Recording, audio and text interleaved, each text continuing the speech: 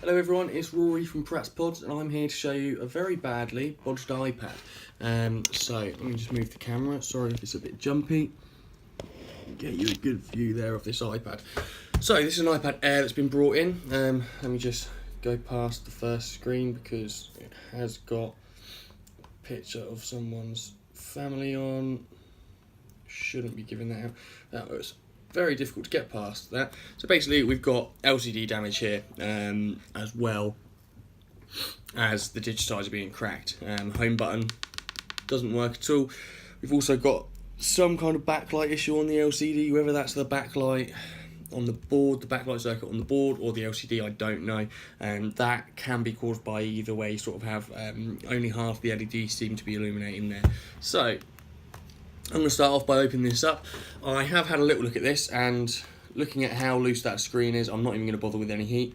I'm just going to run my opening tool around the edge. I don't even think I need to be honest. I could probably just done that with my hands. I mean, this is sort of a giveaway of how awful some iPads can be repaired. So open that up. That LCD is absolutely filthy. There's all sorts of marks on it. We see here, this is the home button cable, which is for some reason going underneath the LCD rather than out to the side. Missing a screw here. In this corner, we are missing a screw here. We have a screw here, which may be why the LCD is broken. So that all needs replacing now. Pretty much looks like it's just because someone's done a bad job at it.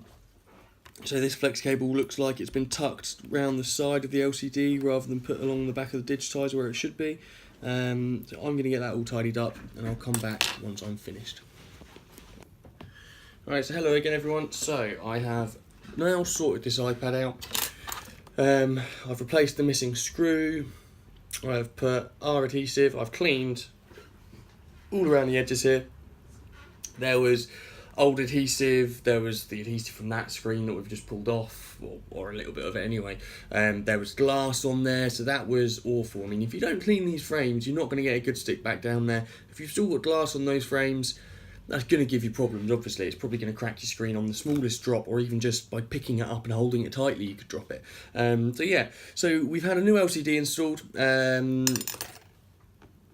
New digitizer here, new home button. The home button that was in there wasn't actually even connected, which was, well, there's no excuse for that. So now just to show you, we have a working LCD now, so that's all good. No problems there whatsoever. So now, all I'm going to do is remove the films here. If I can get it.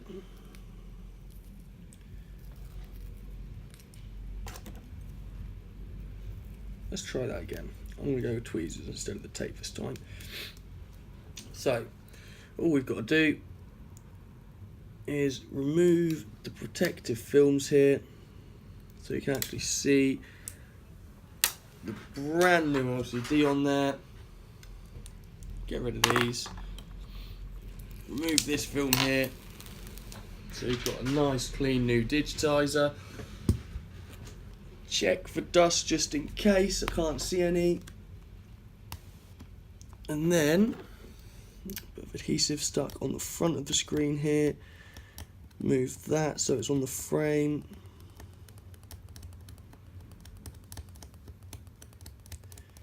Like I say, because of its new LCD and digitizer, we shouldn't have to worry too much about the dust. It doesn't look like there is any there whatsoever. So you'll see I'm paying a lot of attention to where those flex cables go for the screen, and they have to go in the perfect place or this screen won't sit very well.